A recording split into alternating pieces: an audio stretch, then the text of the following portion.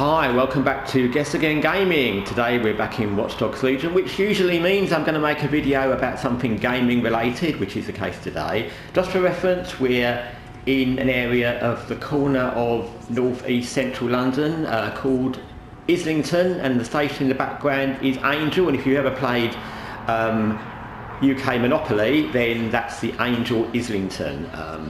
Across the road there is a peep show, which I would absolutely not go into. It's just funny. Anyway, so today's video is about the ongoing issues of gaming, and there seem to be ongoing issues all the time at the moment. I can't even keep up.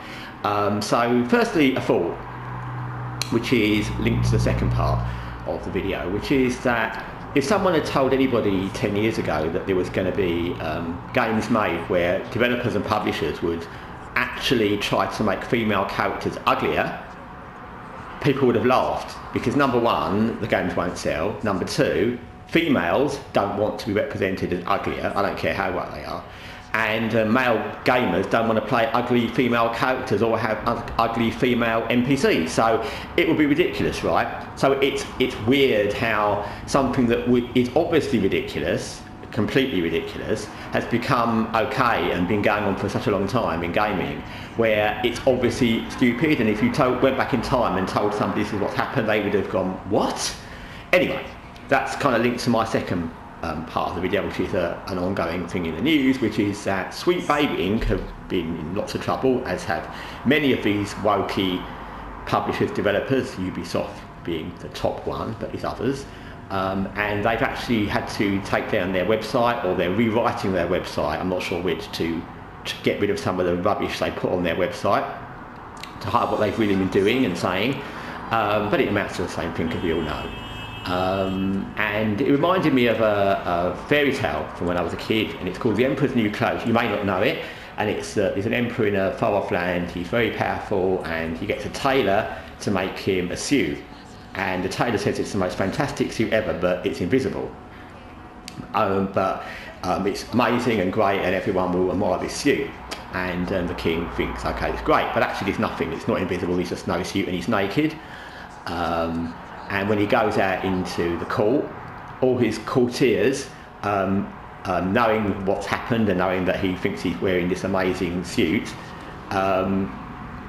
compliment him on how great the suit is. And when he goes out to address the public, all the public already know that the king thinks he's wearing a fantastic suit, so not wanting to offend the king or upset the king, they all say, look, what a wonderful suit he's got, it's the most amazing thing we've ever seen.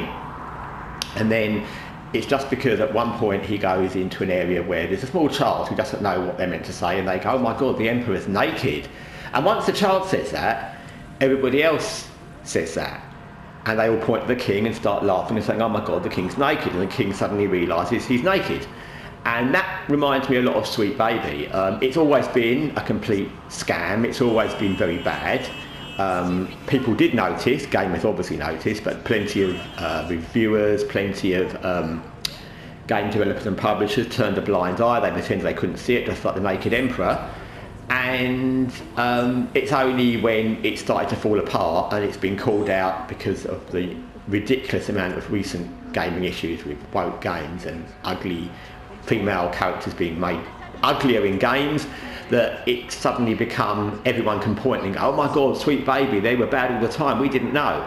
And that's great, because they were bad all the time and they were basically a scam. They made up rubbish that wasn't necessary in the world, in gaming, even in wokeism or feminism, just to exploit people who originally were probably trying to do the right thing and then ended up caught up in it. But also, and I'd never say this again, in defence of Sweet Baby, that's a phrase I'm never going to use again, by the way, it's not really Sweet Baby's fault, because in history there's plenty of people who had horrible ideas and wanted to do horrible things, groups, individuals, but it's those that enable them that are the ones at fault. So it's down to the publishers and developers who allowed this to go on. Once they realised it wasn't just about a bit of diversity, it was about pushing feminism, wokeism, it was about actually trying to destroy what male gamers want, etc, etc, etc, which I've touched on in other videos. And it's down to them to stop it, and the ones that allowed it to go on.